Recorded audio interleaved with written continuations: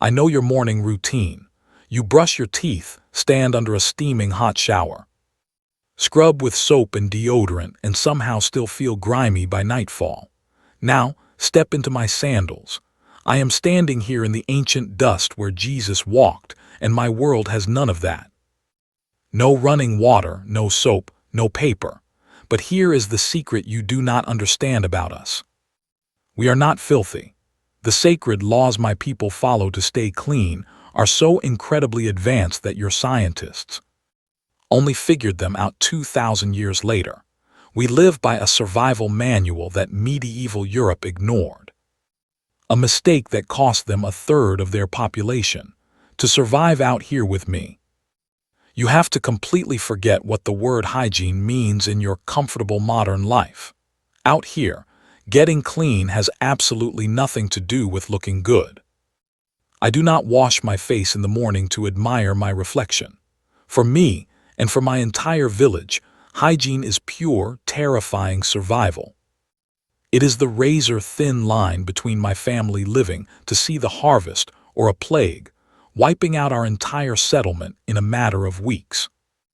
That is why we treat cleanliness as something completely sacred. These are not suggestions from a doctor. They are commands from God Himself. We live by the book of Leviticus, written over 3,000 years before your modern microscopes ever saw a germ. Our sacred scrolls give me strict rules for quarantining the sick, purifying my drinking water, and burning contaminated clothes, while the mighty Egyptians are treating open wounds with animal filth. My people are following divine infection control. Let us start with the absolute most desperate need I face every single day. Water. Standing here in 1st century Judea, I cannot just turn a metal handle and watch clear water spill out. Out in this brutal desert, water is so rare that wasting a single drop feels like a sin against God. The rain only falls between November and March. When it does, I scramble to collect every ounce of it. Under my house, we carved a deep pit straight into the bedrock, sealing it tight with ash and lime plaster. Every drop of rain that hits my roof drains down into that dark hole. It holds maybe 20 to 80 cubic meters. It sounds like plenty, until you realize my family of 6 has to stretch that for an entire year. We drink from it, cook with it, and purify our bodies with it, all while the summer sun boils my skin. You can see why I count every single cup I draw from the earth, and this is where the laws of my ancestors show their terrifying brilliance. Our sacred scrolls give me a strange but strict rule. A flowing river is pure, but if a dead mouse or something unclean falls into my standing cistern, the whole water supply is poisoned. Thousands of years before your engineers understood bacteria, my people already knew that. Standing water traps death, while flowing water washes it away. How did my ancestors know this out in the wilderness? We believe God whispered the secret to us. Whether you believe that or not, the truth is written in our bodies. My people survive. We do not drop dead from mysterious fevers like the tribes around us. But that brings me to a darker fear. The absolute nightmare of any ancient settlement. What do we do with our own waste? I want you to imagine the panic of living in a crowded ancient camp without a flushing toilet. Where do I go when nature calls? If you traveled over to the great Roman Empire right now, you would think they had it all figured out. They built massive public latrines out of polished stone. You sit on a bench with a row of holes, shoulder to shoulder with total strangers, arguing about politics while doing your business. The very idea of privacy does not exist for them. Under those cold stone benches, a steady stream of water washes everything away into giant underground sewers, a marvel of ancient engineering that Romans boast about constantly. It looks incredible, feels civilized, and sounds perfectly clean. But let me tell you the dark truth hiding beneath that polished marble. Their brilliant engineering is slowly killing them. Your modern scientists finally proved what I could have told you from watching the Roman soldiers. They dug through the ancient drains in Italy and found the soil absolutely crawling with nightmare parasites. The mighty Romans suffered from terrible worms, rotting bowels, and dysentery far more than poor desert wanderers like me. Why? Because their fancy sewers just push the poison around in circles. But the real horror happens inside those public bathrooms. Every Roman shares the exact same wiping tool. It is just a sea sponge tied to a wooden stick. A man uses it, dunks it into a filthy bucket of murky salt water on the floor, and leaves it right there for the next guy to use, over and over again. Your archaeologists have dug up the rotten remains of these sticks. It makes my stomach turn just thinking about it. That shared Roman sponge was a deadly weapon of disease.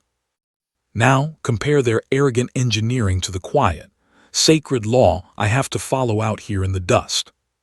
The book of Deuteronomy gives me a command so simple you might laugh at it.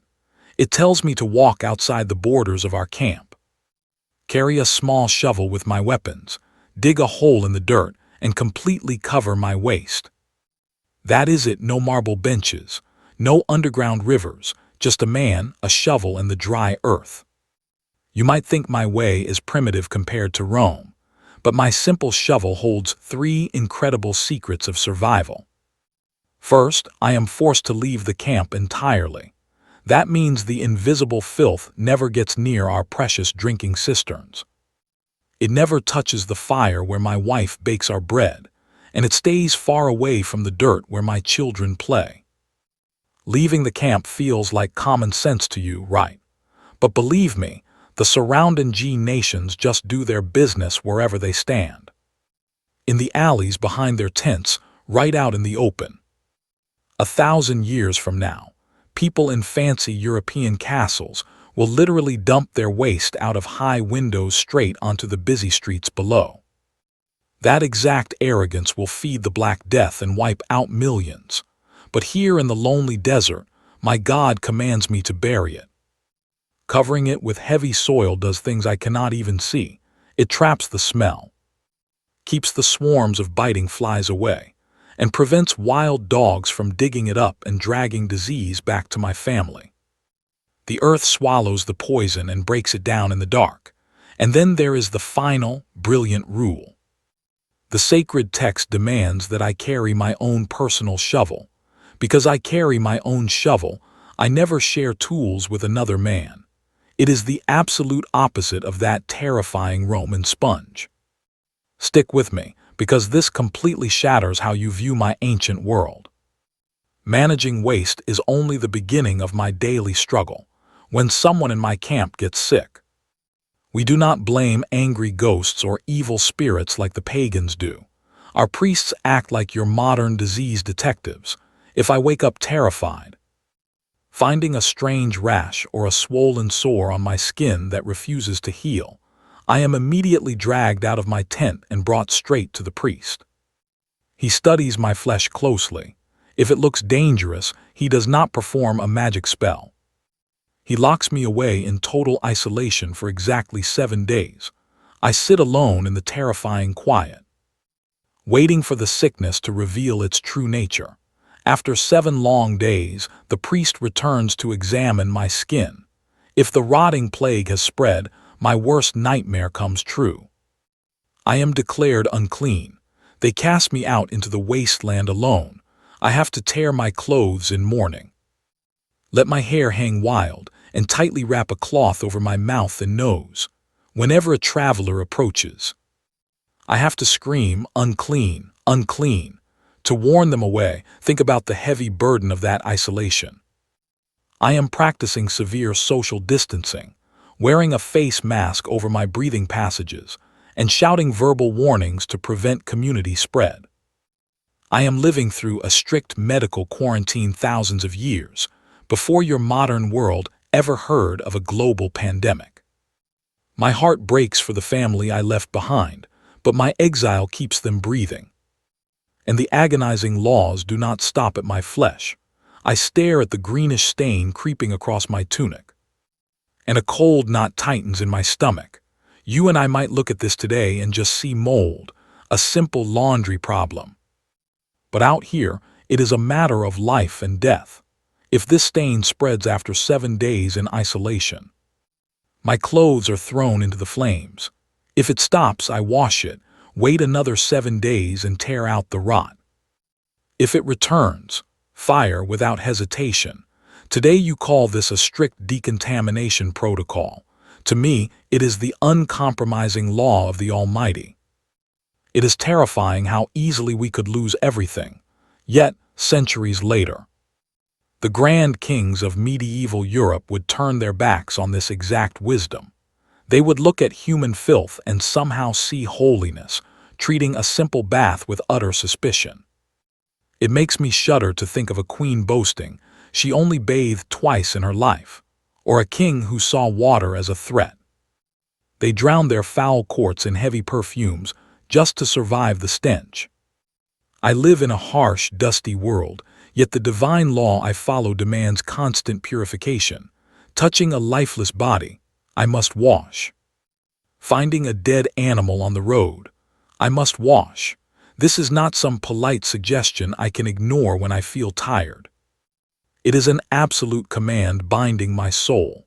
And when the priests tell me to wash, they do not mean splashing a few drops on my face and calling it a day. The ancient words demand true immersion. I must surrender my entire body to the water. I cannot hide my dirt behind sweet oils. My survival, my very identity, requires me to be entirely clean. I cannot just use any stagnant pool to wash away my impurity. The water must be living. It has to flow from a rushing river, a fresh spring, or pure rain gathered from the sky. Stagnant water holds on to death, but living water washes it away, renewing my spirit. Even now, the strict rules of the ritual bath demand hundreds of liters of this natural, untouched water. No metal pipes, no artificial heat. Just the raw, cleansing power of creation. Every time I step into those cold depths, I feel the heavy burden of my humanity lifting off my shoulders. There is a profound physical truth hidden inside this spiritual ritual. Centuries later, researchers at Yale University would look back at the terrifying plagues of medieval times and make a startling discovery about people who kept these exact laws. When the Black Death swept through Europe in the 14th century, the people who followed my ancestors' ways survived at astonishing rates, but that survival came at a horrific price. Because they did not fall sick as often, terrified neighbors accused them of poisoning the wells. They were hunted down and massacred simply for staying alive. The tragic irony breaks my heart. We were not brewing poisons. We were just washing our hands. We buried our waste in the earth. We isolated our sick in the quiet edges of the camp, clinging to the ancient codes of survival while the rest of the world drowned in unimaginable filth. It is terrifying to realize that doing the right thing can make you a target. If you can see the life-saving power in these ancient rules, hit that like button so others can uncover the truth. Out here in the desert, washing the sand from my skin is about so much more than avoiding sickness. I feel a terrifying separation when I am unclean. To be impure is to be completely cut off from the divine presence. I cannot step inside the sacred tabernacle. I cannot celebrate the holy feasts or offer sacrifices. I am entirely alone. It is not that I have committed a horrible sin, but I carry a heavy shadow. That must be washed away before I can stand before the Creator again. No modern doctor could ever push me the way this spiritual hunger does. I do not wash because a government official told me it is healthy. I scrub my hands and plunge into the cold water because my very soul depends on it.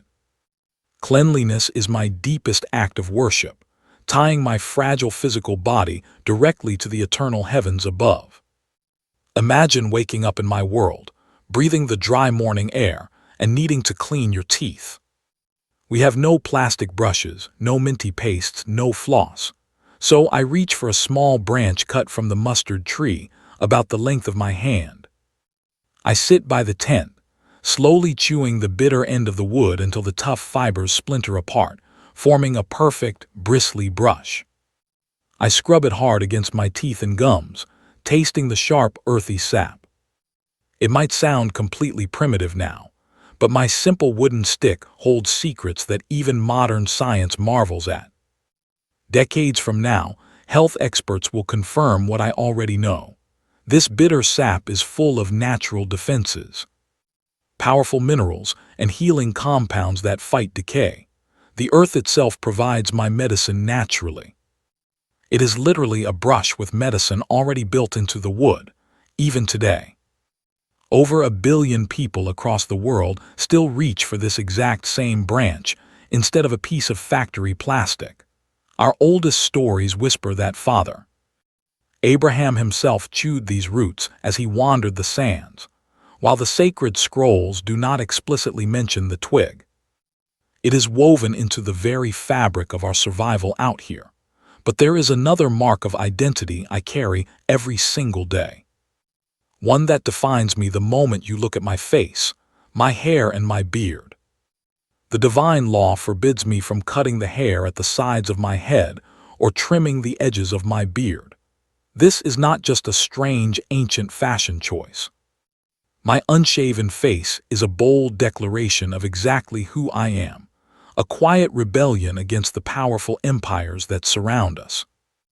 When I leave my side curls long, I carry a tradition that will survive for thousands of years.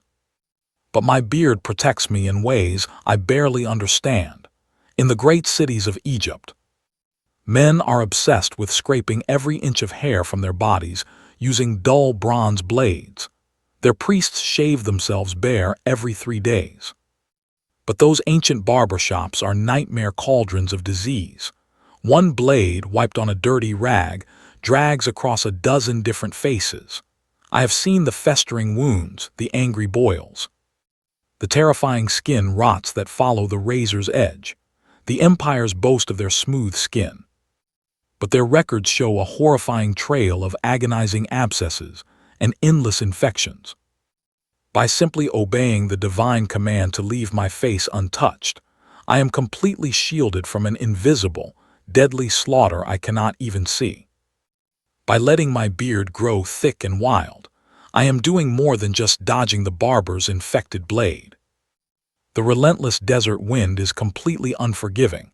It whips sand, dust, and unseen sickness directly into our faces day after day.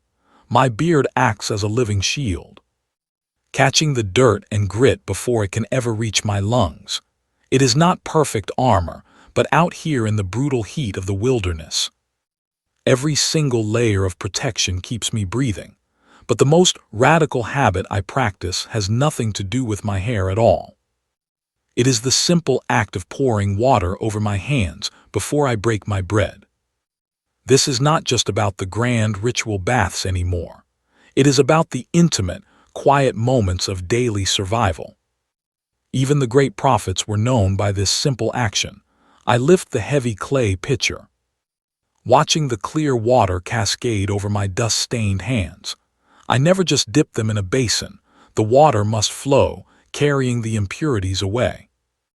It is a ritual that anchors my identity in this fractured world. I remember the day the Pharisees challenged the teacher from Nazareth, angry that his followers ate with unwashed hands, but Jesus turned it back on us. He knew the terror in my heart, the hypocrisy of scrubbing our skin while our souls rotted with pride and greed. We had the physical truth centuries before the modern world. You and I know how the story goes. Nearly 2,000 years later, a doctor named Ignaz Semmelweis would be thrown into a madhouse just for telling European doctors to wash their hands before delivering babies. In the ward where that doctor made them wash, the death rate of mothers plummeted from 18% to less than 2%. But the brilliant minds of his time called him a lunatic. They locked him away, and he died at 47, beaten by his guards. I stand here in my simple village in ancient Judea, performing my daily routine of washing, holding onto this sacred practice while 19th century Europe destroys a man for discovering it. The irony is a physical ache in my chest. If you feel this same ache, say it with me. It was always there.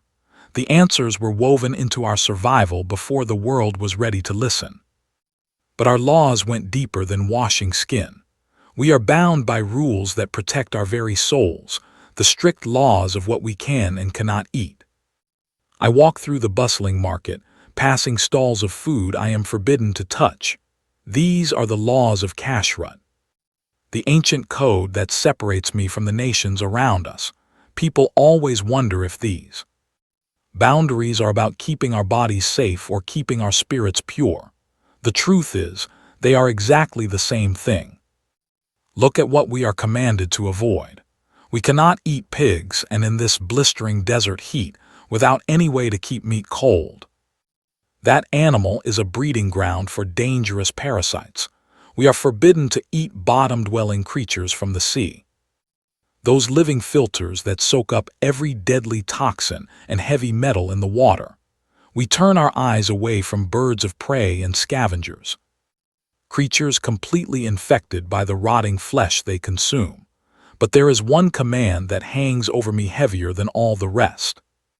It is the absolute, terrifying prohibition against consuming blood. Our ancient scrolls repeat it with a burning urgency. The life of the flesh is in the blood. If I were to let a single drop pass my lips, I would be entirely cut off from my people, erased from our history.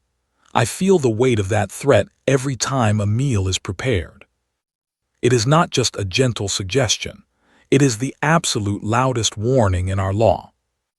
And today, you and I can see the terrifying physical reality behind that spiritual command. Blood is the ultimate highway for every microscopic killer in the animal kingdom.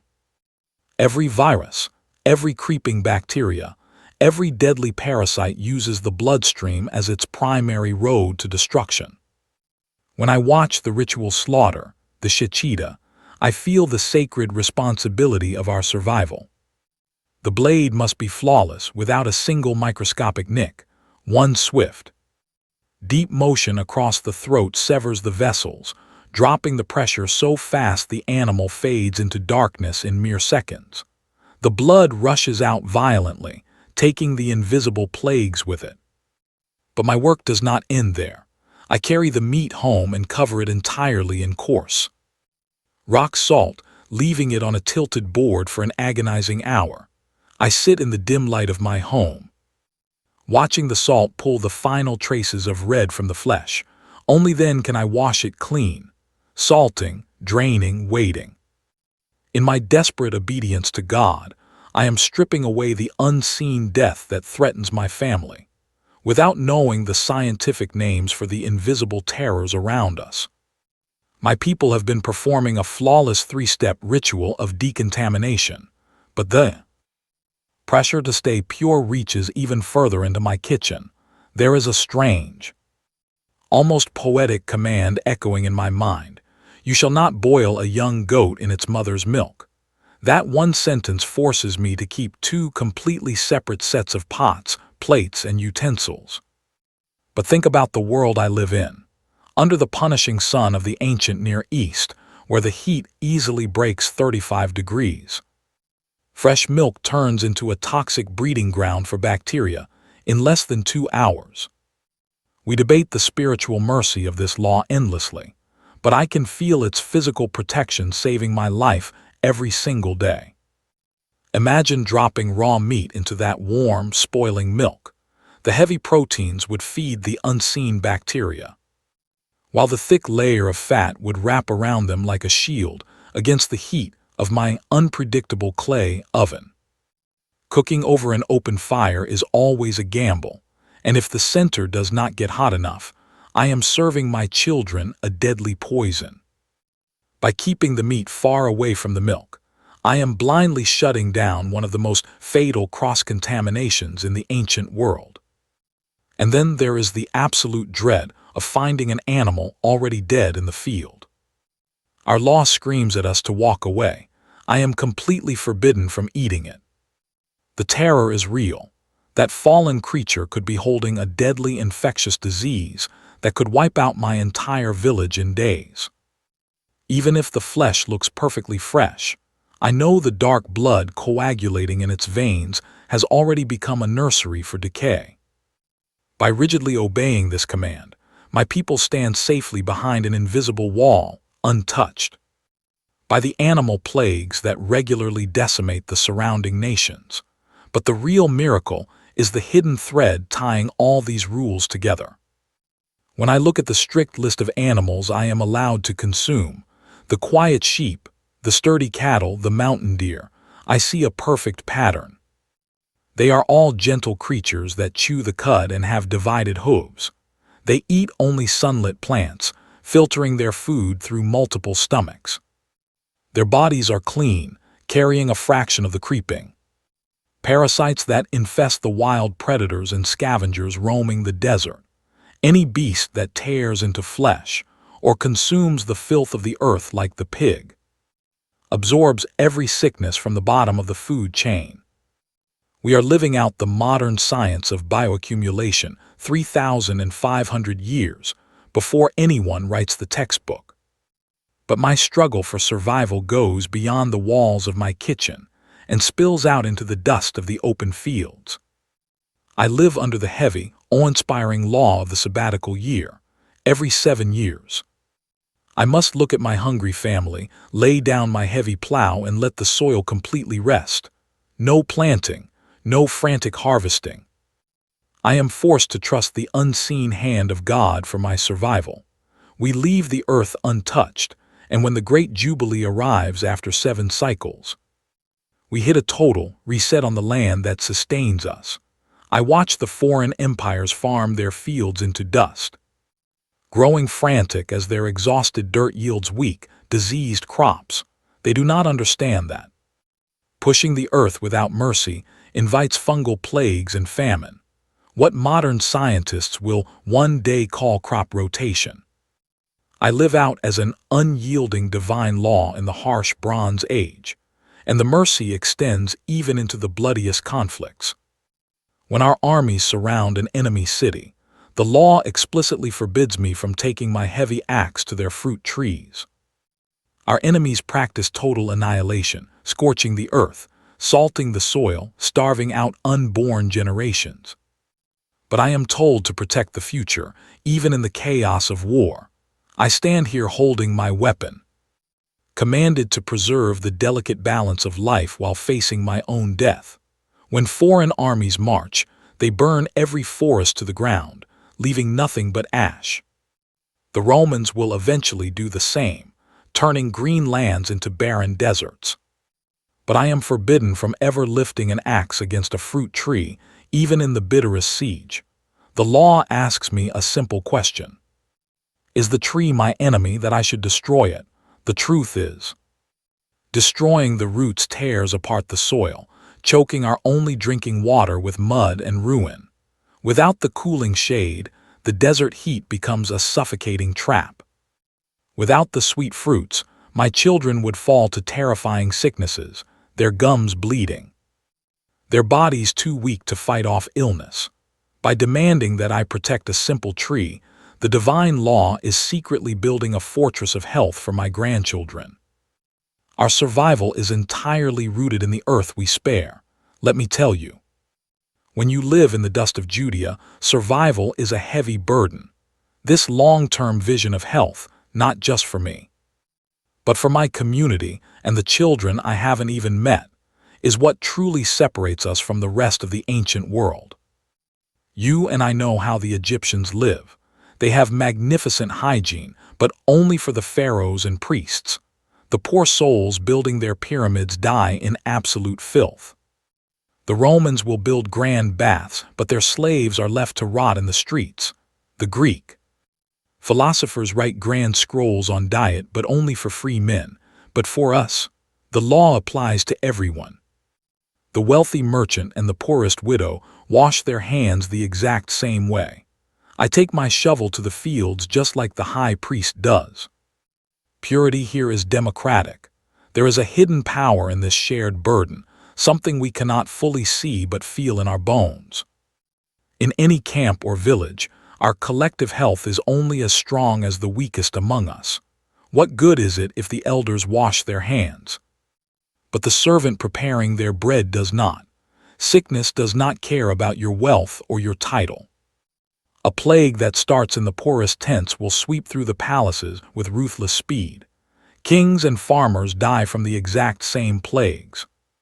When the law placed these strict, universal rules on every single one of us, no exceptions. For gold or bloodline, it created an invisible wall around our camp. Modern minds might call it herd immunity. But for me, living this every day, it simply feels like the heavy, sacred weight of keeping my family alive. Every time I follow the law, I'm not just saving my own skin. I am pulling the poison out of the very air we breathe, quietly protecting my entire village. It is a shared covenant of survival, thousands of years before the world understands public health. Step into my sandals for a moment. Feel the harsh sun of the Judean hills around the year 800 before Christ. I want to show you my daily life, far from the kings and prophets. We are just farmers trying to hold onto our souls. My day begins in the pitch black, long before the sun rises. I pull myself from bed and walk straight to the clay water jar in our home. It has a heavy lid to keep the creeping insects out. I pour the water over my hands 3 times, right then left. The cold water shocks me fully awake. We call it the lifting of the hands. The belief is that the darkness of the night leaves. A deep, spiritual impurity clinging to our flesh. My hands are my connection to the earth. So they must be purified before I dare touch anything else. After washing, I step outside into the cold dawn. I walk far past the edges of our camp. Carrying that small wooden shovel the law demands. I dig a hole in the dirt, relieve myself, bury it deep, and walk back. When I return, I wash my hands all over again. Walk, dig, bury, wash. We do this exhausting cycle all day, every day. It feels so tedious, a heavy yoke on my tired bones, but it is this relentless discipline that keeps my family safe from the terrible wasting diseases that wipe out the nations around us. Meanwhile, my wife is already at the hearth. Bread is our lifeblood. We make it from the wheat and barley we harvest, grinding it right here in our small home using heavy stone mortars. But there is a hidden danger here, one you and I must recognize. We wash our grinding stones constantly. If wet grain gets stuck in the cracks, it breeds a dark, twisted fungus. It brings terrible visions, madness, and rotting flesh. Whole villages in other lands burn with what they will later call St. Anthony fire, simply because they let their tools rot in the dark. But the law demands our stones remain pure, saving us from a terror we cannot even see. My wife bakes our bread in a clay dome oven, feeding the flames with dry wood and animal dung. The fire roars with an intense heat, scorching away any creeping sickness hiding in the dough. We eat that bread the very same day. It is warm, fresh, and free from the slow decay of time. When we pray for our daily bread, it is not some poetic metaphor. It is the absolute reality of our survival. New bread every morning, keeping the rot away. Along with the bread, we eat what the harsh land gives us: bitter olives, golden oil, sharp goat cheese, and fresh figs or pomegranates. It is a simple life. We eat this way not because we are chasing some grand ideal of health, but because the desert offers nothing else. Our dietary laws cut out the scavengers and the diseased animals, stripping our meals down to the purest earth. And when the meal is over, we do not rest. We scrub every bowl and cup immediately. There is no leaving it for tomorrow. The fear of contamination never sleeps. The law concerning our bowls and jars is unforgiving. If a clay pot touches anything unclean, we cannot just wipe it down. We have to shatter it. Imagine how hard I worked to trade for that vessel, only to smash it into dust. It feels like madness, destroying the few possessions I own, but our clay is porous. It drinks in the fats, the old liquids, the invisible corruption of the world. A simple splash of water does nothing to cleanse the rot hiding deep inside the walls of the pot. Breaking it is the only way to truly cast out the threat. Metal is different. If a bronze cup or an iron blade becomes defiled, I must hold it directly into the roaring flames. The law calls out every metal: gold, silver, bronze, iron, lead. Passing it through the fire is our only way to truly purify it. Thousands of years from now, learned men will use intense heat to burn away unseen sickness. But for me, in the dust of the ancient world, it is simply survival. My entire day is an endless rhythm of washing and burning, from the field to the hearth. From tending the goats to embracing my own children, every single transition requires me to purify myself. Is it exhausting? My bones ache with the weight of it. Is it a lonely, isolating burden? Constantly, but it works. The earth itself remembers our struggle. When future searchers dig up our homes, they will find our soil cleaner and our bones stronger than the forgotten tribes who lived without the law. But there is another side to this purity. A deeply intimate battle that most tales of our ancient history are too afraid to ever speak aloud. I am talking about the most hidden parts of being human.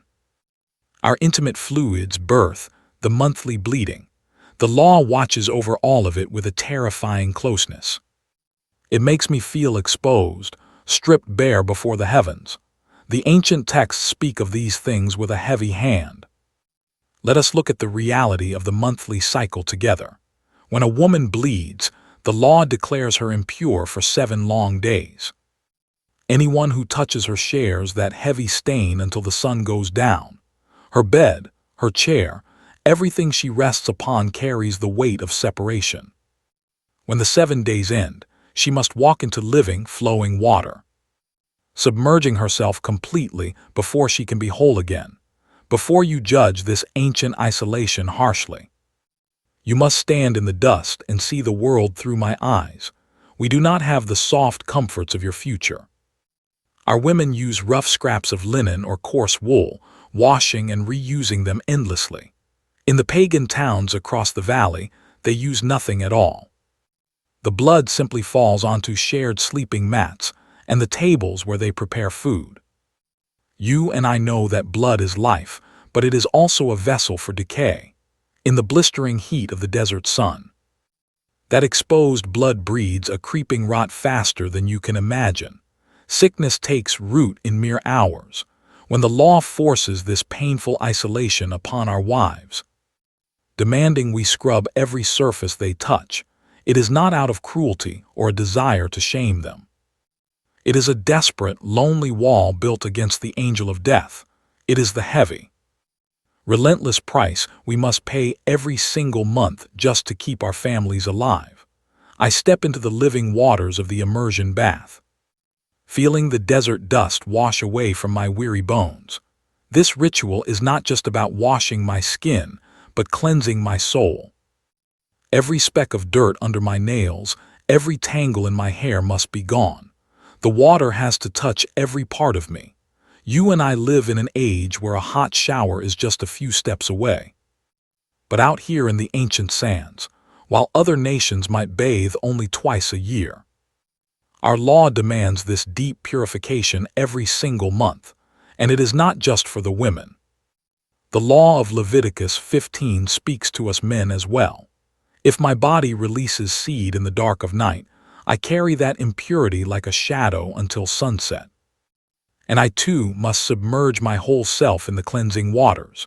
These ancient laws press on us equally, holding my wife and me to the exact same standard. If our garments touch the seed of life, they must be washed. After the intimacy of marriage, both of us must enter the water. In the nations surrounding our camp, a woman alone bears the stain of impurity, treated as a mere vessel while the man walks free.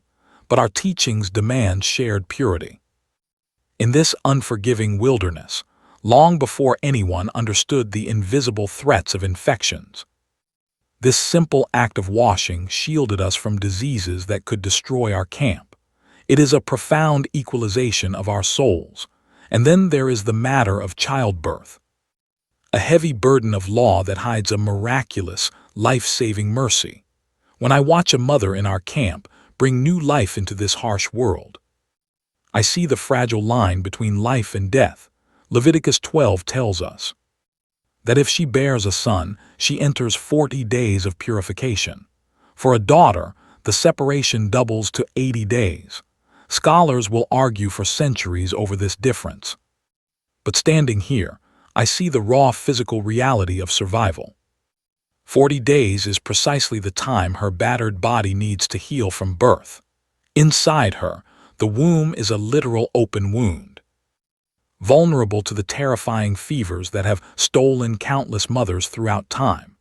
In this delicate season of bleeding and exhaustion, the invisible shadow of death hovers so closely. And this ancient law is the only shield standing between her and the grave. The separation she endures is not a punishment, though it feels like a heavy isolation. It is a mandatory sanctuary. For 40 days, she is completely shielded from our daily burdens, excused from the heavy labor and social demands that could expose her to sickness. Think about the devastating irony of this. Thousands of years from now, in 1847, a doctor named Ignaz Semmelweis will beg his peers in Vienna to simply wash their hands before touching laboring mothers. He will be mocked and sent to die in an asylum, while 18 out of every 100 women entering his modern hospital leave in wooden coffins. Yet here we are, wandering the harsh and ancient sands, blindly practicing a life-saving mercy that the advanced world will somehow entirely forget. I try to imagine those educated men of the European Enlightenment, walking directly from the cold flesh of the dead into the delivery room, carrying unseen death on their unwashed hands. 3,300 years before them, our law already demanded total isolation and a complete bath of living water after touching anything impure. We protect our mothers with rest, while a modern doctor is destroyed for asking his peers to clean their hands. But if there is one foundation holding all our survival together in this desolate wasteland, it is the Sabbath. The seventh day is an absolute halt to all human striving. The empires around us know nothing like this. The Babylonians and Egyptians work until their bones grind into dust, with no true pause for the weary soul. Our seventh day is unlike anything the world has ever seen. When the sun sets, every single soul stops, the wealthy master, the weary servant, the ox in the field, the smallest child. We all lay down our burdens. We know today, just as I feel in my aching ancient bones, that rest is not a spiritual luxury. It is the anchor of our biology. When you grind a human being down with endless labor, their defenses crumble. Stress floods their veins, and a simple scratch from a farming tool can fester into a lethal infection. If a rested worker slices his hand, his body can fight off the sickness. This sacred day is a massive shield of preventive health for our entire camp. It guarantees that no one, not even the lowest captive, can be exploited until their body completely collapses. It is a rhythm of survival written directly into our calendar. You and I can look at this puzzle and finally see the whole picture. When you combine the washing of hands, the quarantines, burying waste outside the camp, draining blood, and our strict food laws, add the separation of meat and milk, the Sabbath rest, and the sheltering of our mothers. This is not a scattered collection of desert superstitions. It is a brilliant, living system of public health guarding our bodies, our families, and our time. And this ancient system works. Centuries from now, when the Black Death swallows half of Europe in a nightmare of agony, our descendants locked in their isolated neighborhoods, will survive at rates that will entirely baffle the crumbling world around them. In the distant streets of medieval Europe, from Strasbourg to Barcelona, our people will stand resilient against the plague. They will wash their hands, isolate the sick, and draw fresh water from protected wells instead of drinking from contaminated rivers. But the tragic irony shatters my heart. The very purity laws that keep them breathing will become the weapon used against them. Panicked mobs will look at our surviving children and accuse us of poisoning the city wells. Entire communities will be massacred, exterminated precisely because they clung to the ancient routines that preserved their lives. Modern science will eventually prove that our survival was never about magic or genetics, but strictly about the faithful. Life-saving habits we first learned out here in the dust. It always comes down to our daily habits. The rigorous routines burned into Leviticus, Numbers, and Deuteronomy, carried on our backs through thousands of years of exile. But standing here under the blistering sun, I have to ask the question that haunts this journey. How could we possibly know? We are just a tribe of wandering outcasts in the Bronze Age. We have no microscopes, no laboratories, no concept of invisible germs hiding in the sand. How could a desperate people craft a public health code, predicting the greatest medical discoveries 3 millennia before they happen? There are really only 3 ways to explain this miracle. The first is a simple earthly answer that we somehow learned through brutal trial. An error across hundreds of painful generations. Perhaps our ancestors just watched who lived and who died, turning survival habits into sacred laws to force obedience. It makes sense to us today, but it completely fails to explain mysteries that defy human logic. No random guessing tells a tribe to bury waste far beyond the camp. No trial and error explains why we must separate the milk of a mother from the meat of a calf, and our strict 7-day isolation for skin diseases is not a guess. It matches the exact incubation cycles of deadly pathogens we cannot see. Some say we simply stole this wisdom from the mighty empires. They claim Moses took the medical secrets of the Egyptian palaces and the Hittites, blending them into our laws. While he was raised by pharaohs, that explanation still misses the larger truth. Let me tell you about fear. I survived Egypt, and I remember watching their highest priests pack animal dung into open wounds, calling it medicine from their sacred scrolls. It was a death sentence, but out here in this harsh, unforgiving wilderness, the laws we are being given are entirely different. Every single practice cleanses us and keeps the rot away. Out of thousands of possible mistakes we could make in this desert, we are somehow making none. Our text gives a simple, terrifyingly beautiful reason for this. It says, "I am the Lord your God who sanctifies you." We are not trusting human trial and error. We are trusting the Creator of the very flesh and blood we are so desperate to keep alive.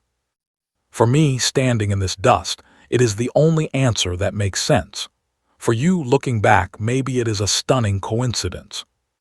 But either way, it is a mystery that commands absolute respect. Look at your world today in the 21st century. You and I are going to unpack this together. You have gleaming white hospitals and machines that read the very code of life.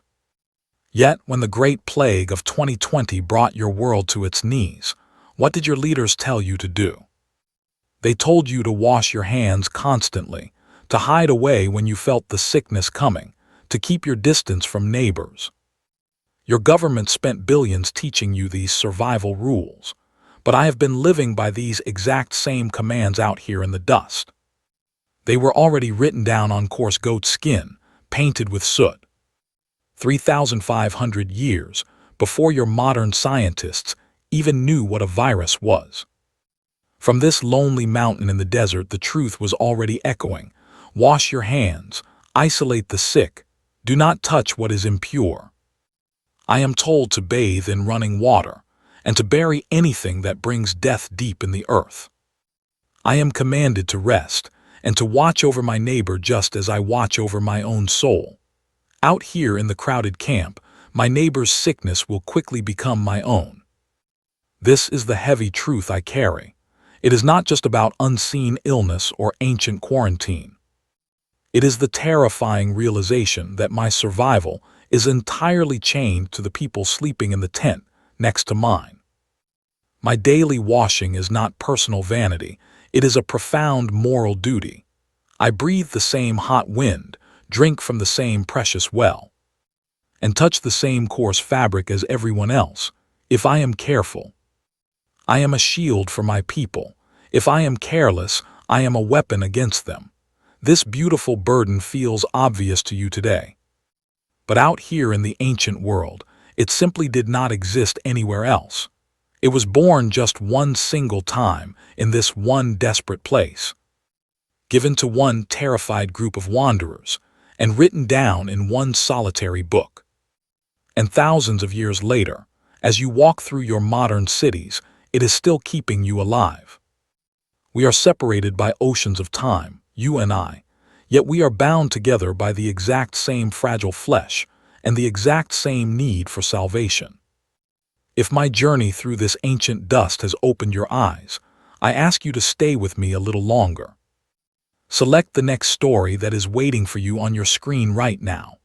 I promise you, as we walk further into this wilderness together, the truths we uncover will shake the very foundation of what you thought you knew about your own soul.